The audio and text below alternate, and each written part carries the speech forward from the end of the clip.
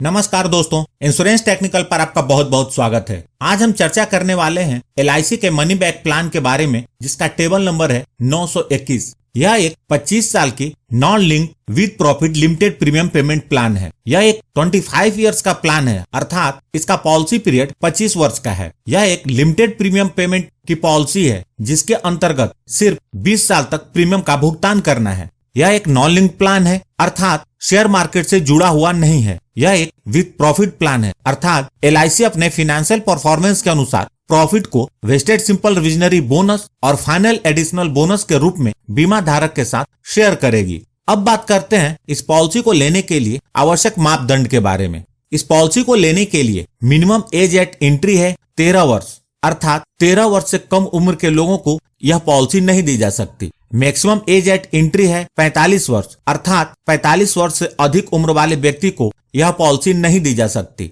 Maximum age at maturity 70 वर्ष है। Policy term 25 वर्ष है। प्रीमियम पेमेंट टर्म जैसा कि पहले बताया 20 वर्ष है। मिनिमम सम एश्योर्ड, इस पॉलिसी का मिनिमम सम एश्योर्ड 1 लाख रुपए है। 1 लाख से ऊपर का सम एश्योर्ड 5000 के गुणक में उपलब्ध है। मैक्सिमम सम एश्योर्ड की कोई लिमिट नहीं है, लेकिन यह पॉलिसी लेने वाले के इनकम के ऊपर निर्भर करेगा। राइडर्स का मतलब होता है पॉलिसी बेनिफिट के अलावा अतिरिक्त बेनिफिट, और इन राइडर्स को लेने के लिए अतिरिक्त प्रीमियम का भुगतान करना होता है।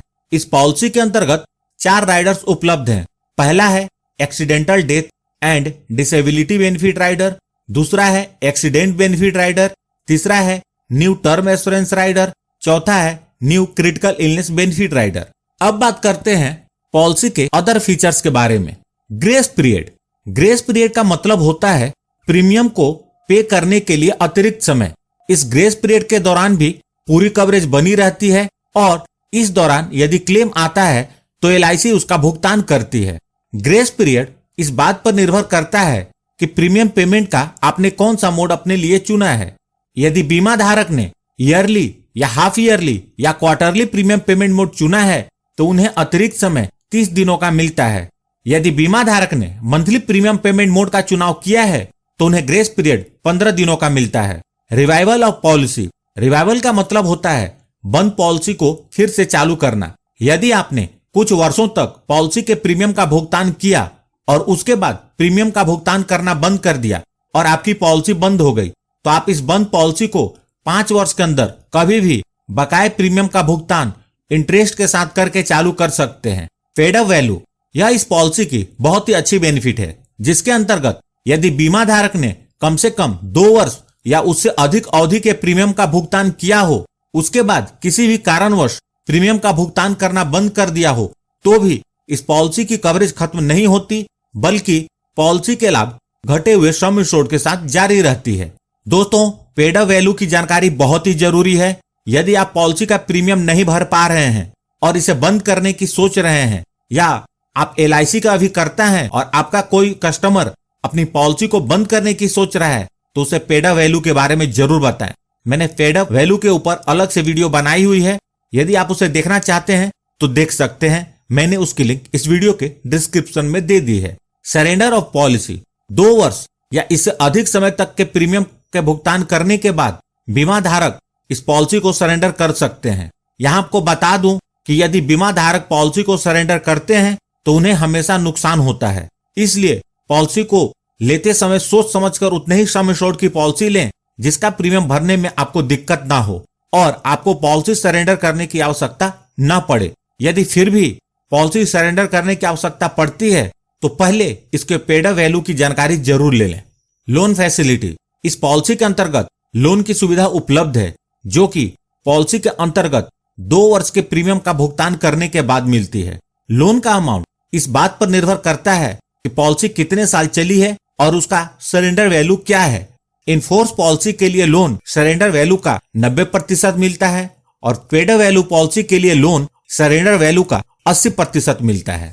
टैक्स बेनिफिट, इस पॉलिसी के अंतर्गत जो प्रीमियम का भुगतान होता है वह इनकम टैक्स के सेक्शन 80C के अंतर्गत एग्जम्प्टेड है, और बीमा धारक को जो मैच्योरिटी का भुगतान होता है या डेथ के केस में नॉमिनी को जो डेथ बेनिफिट का भुगतान होता है वह इनकम टैक्स के सेक्शन 10D के अंतर्गत कंप्लीटली टैक्स फ्री होता है।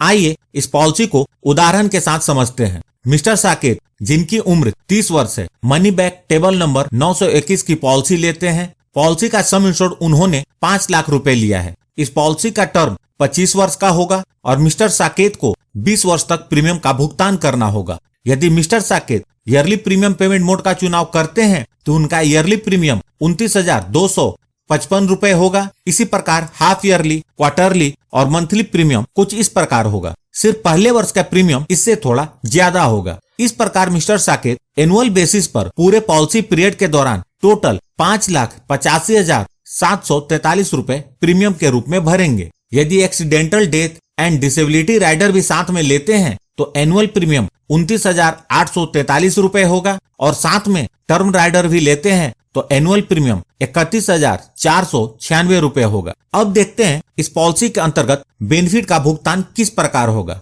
इस पॉलिसी के अंतर्गत 4 बार मनी बैक मिलेंगे। जब पॉलिसी के 5 वर्ष पूरे होंगे तो पहला मनी बैक मिलेगा जो कि सम इंश्योर्ड का 15% अर्थात 75,000 रुपए होगा। इसी प्रकार पॉलिसी के 10 वर्ष पूरे होंगे तो 75,000 रुपए मिलेंगे। जब 15 वर्ष पूरे होंगे तो फिर 75,000 रुपए मिलेंगे और जब पॉलिसी के 20 वर्ष पूरे होंगे तो फिर 75,000 रुपए मिलेंगे और जब पॉलिसी के 25 वर्ष पूरे हो जाएंगे तो इस पॉलिसी की मैच्योरिटी हो जाएगी और मिस्टर साकेत को मैच्योरिटी का भुगतान कुछ इस प्रकार होगा। सबसे पहले पॉलिसी का बचा हुआ सम इंश्योर्ड का 40% अर्थात 2 लाख रुपए। उसके बाद वेस्टेड सिंपल रिविजनरी बोनस 5,50,000 रुपए और फाइनल एडिशनल बोनस 1,12,500 रुपए। टोटल मैच्योरिटी 8,62,500 रुपए मिलेगी। यहाँ जो मैंने मैच्योरिटी कैलकुलेट की है वह LIC द्वारा डिक्लेयर किए गए वर्तमान पॉलिसी के बोनस रेट के आधार पर है। आपकी मैच्योरिटी इससे थोड़ी अलग हो सकती है। पॉलिसी लेने के बाद यदि मिस्टर साकेत के साथ कुछ अनहोनी होती है और वो अपने परिवार के बीच नहीं रहते तो नॉमिनी को डेथ बेनिफिट का भुगतान होगा। पॉलिसी लेने के दिन से लेकर पॉलिसी पीरियड के बीच कभी भी मिस्टर साकेत के साथ अनहोनी होती है तो पॉलिसी का सम इंश्योर्ड का 125% मतलब 5 लाख का 125% अर्थात 6,25,000 रुपए वह जरूर मिलेगा और साथ में वेस्टेड सिंपल रिविजनरी बोनस भी। बोनस का अमाउंट इस बात पर निर्भर करेगा कि पॉलिसी कितने समय तक चली है। पॉलिसी जितनी ज्यादा समय तक चलेगी बोनस का अमाउंट उतना ही ज्यादा होगा। यदि मिस्टर साकेत के साथ अनहोनी पॉलिसी लेने के 15 वर्ष के बाद होती है तो नॉमिनी को फाइनल एडिशनल बोनस का भी भुगतान होगा। यदि मिस्टर साकेत ने टर्म राइडर भी पॉलिसी के साथ लिया है तो अतिरिक्त 5 लाख रुपए का भुगतान होगा और यदि साथ में accidental death and disability benefit rider भी लिया है और अनहोनी एक्सीडेंटल होती है तो अतिरिक्त 5 लाख रुपए का भुगतान होगा। मतलब यदि पॉलिसी टर्म राइडर और एक्सीडेंटल राइडर दोनों के साथ में लिया है और अनहोनी एक्सीडेंटल होती है तो एक्सीडेंटल डेथ के केस में टोटल 16,25,000 और साथ में बोनस का भुगतान होगा। तो यह थी इस पॉलिसी की जानकारी।